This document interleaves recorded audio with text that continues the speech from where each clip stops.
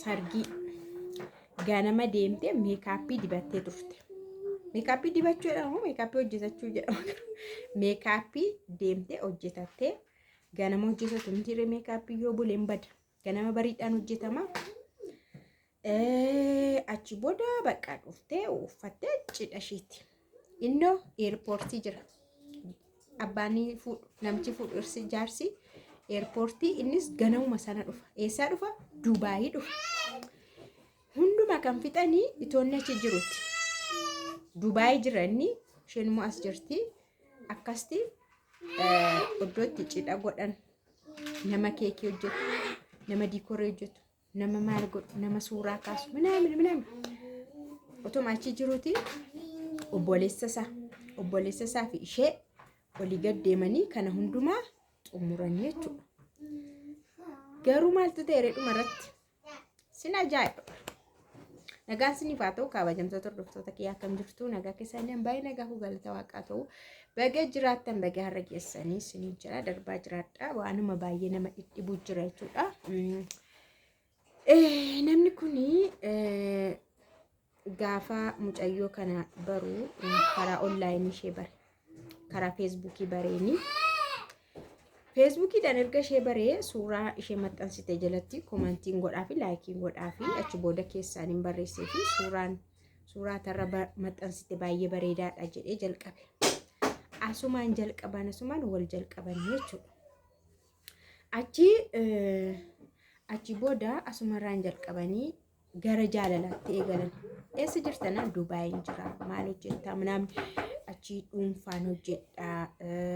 Waan akkasii tureera Dubaay keessa argan dhufee biyyallee galee hin beeku. Haadha manaa bareedduu fuudhuun barbaada. Minaamin ati immoo nama an filadhuudha. Yeroo miidiyaa kee ilaalusii yeroon si ilaalusii akka nama ani hawwu dubartii ani barbaaduuti. Minaamin jedhee biyya galuullee dhiyoottiin galaa yeroo muraasattiin galaa yeroon galuutti immoo cidha godhachuu qabnaa cidha irratti galaa kanaan walii galan jechuudha. Osoodhuma haala kanaan jiranii maaltu ta'a jaarsi erge. Jaarsa nama 4 erge. Jaarsi nama 4 erge. Really nama erge roobota. Nama 4 warra ishiitti erge. Nama tokko immoo obboleessa koo ta'ee wal barsiiseera. Haaluma kana keessa osoo jiranii obboleessi suni baay'ee dhukkubsate jedhan. Garmalee dhukkubsate sarjarii ta'uu qaba jedhan. Haamuma hospitaala galee jechuudha. So maaltu barbaachise ree? Birrii 400 barbaachise. Kanaan maal jedha isheedhaan? Kennii fi harriqi daameedha. Dafinoo malee guyyaa hojja duree yookaan wiixatanii si gashaa baankiin jiru har'aa jedha. Gurbaanii immideetii sarjarii waan ta'eef birrii 400 kenniteef. Isheen baay'ee hojii guddaa qabdi. Hojii dhuunfaa mataa ishee qabdi. Namni kunis ishee sarchii godheetu ilaaleetudha. Waan isheen qabdu waan isheen hojjettu ilaaleetu dhufe. Hojii guddaadha kan isheen qabdu. Garuu maanni hojii guddaa qabaattu iyyuu maatii ishee faana jiraatti. Maatii ishee faanadha kan isheen jiraattu. Achi booda birriin sun galee innaa akkasitti jechuudha. Booda maaltu ta'a birriin sunis kenname namti sunis fayyee haaluma kana keessatti jiraniiti. Waa'ee sargii isaaniitti as deebi'anii namni sun fayyee jedhame obboleessi sun fayyee erga fayyee jedhame immoo ishee faana walitti wal baranii jedhame. Achi waa'ee sargii jalqabame. Qophii cidhaa jalqabame deemanii qabdii kennuun jalqabama. Mucayyoo birrii qabdi siin jedhara. Hojii dhuunfaa ishee qabdi sarchii godheetti dhufe namichi kun ilaalee tilmaameetti dhufe. Achi namicha obboleessa koo jedhe sana faana deemanii birrii muraasa qabdii kennama. Qabdii jechuudha. Qabdii sana immoo maal godhanii waa'ee sargiitii fi baajeta baasii jedheen. Birriin 400 sun hin ergamne. Isheenis ergin jenne innis guyyaa wiixataa hin ergine laash jedheetu waa'ee cidhaattas deebi'ee walumaa faana yeroo dhufu sii kennaa jedheen. Nan dhufaawwati yeroon dhufu wal faana sii kennaa jedheen. Yana isheen dhugaa seete bara. Maaliif beektu kan hundumaa kan dhugaattu jaarsitti ergameera. Jaarsatu ergame. Jaarsi sun immoo jaarsa dhugaa miti. Jaarsa feekiidha. Jaarsa birriidhaan bitamedha. Bitamaniitu jaarri kun.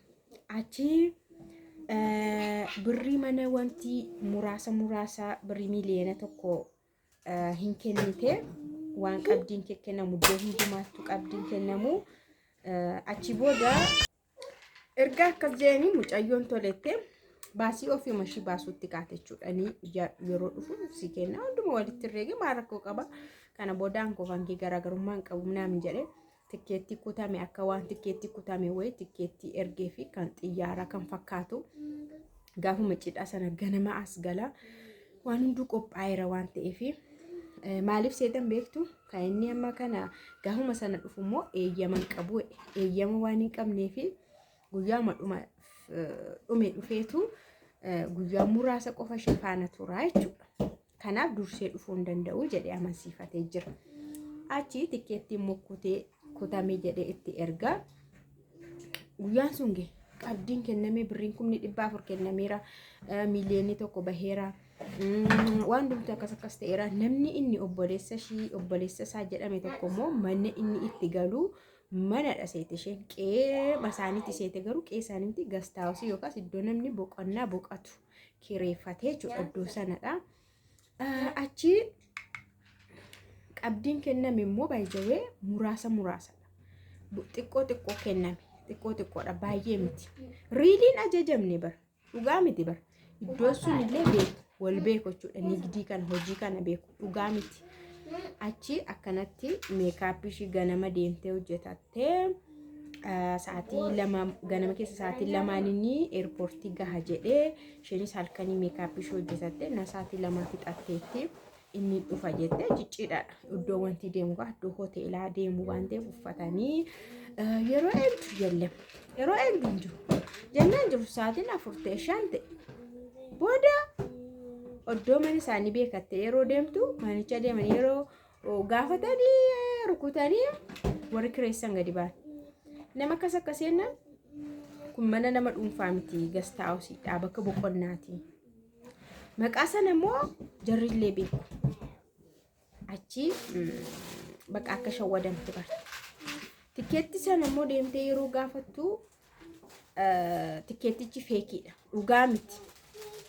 Fakkeessame isa hojjetame malee dhugaa miti. Guyyaa sana xiyyaarri acha sa'aatii sanatti dhufus hin jiru. Bakka mucattiin hin maraattee hin badde. Baay'ee tokko badde. Warri ishii baay'ee kiu jedhanii warri ishii amananii turani bakka. Yeroo ni birrii jedhu kenniif kamarre hin dhufa hojii dhadha'u maal nama kana boodamu kan hankeef kan isaa garaagarummaa maalii qaba jedhu. Maalni wanti dubbii fide jaarsa ergu. Booda inni ilaalamu jaarsoliin sun illee isa faana kan hojjetanidha. Namni kun nama tokko qofaa nyaate miti. Dubartoota 4 olii akkanatti nyaateera. Dura sarchii godhu warra waa qaban birrii qaban sarchii godha achitti dhiyaata. Warra kaaniin Kanaadaan jira warra kaaniin eessan jira dhannaa jalqabu. Maaliif nama Itoophiyaa keessaa badaa wanti hin jedhu ka birriin qabu jedhanii yaadumti innachi immoo yaa'u nama sirrakkisuudhaan yaadama. Achi yeroo namni kun bira gahamee sarchii godhamee minaamin jedhamee to'oo bakka wantichi bira gahamu namni kun saaxilamu dubartoota baay'ee akkas godhee nyaateera. Namoonni isaa jaarsummaa dhaqanii namoota kireeffaman yookaan bitamanidha nyaatu. Oddoo isaan deemanii waan akkasii faana hojjetan hunduu waan akkasii walii galteedha. Akkasitti namni kun mucayyoo maraachee namoota baay'ee akkanatti kasaarsee akkanaan geessin hin jedhaka. Kun dhugaa jirtu waan inni riyaalitii bira gahamudha.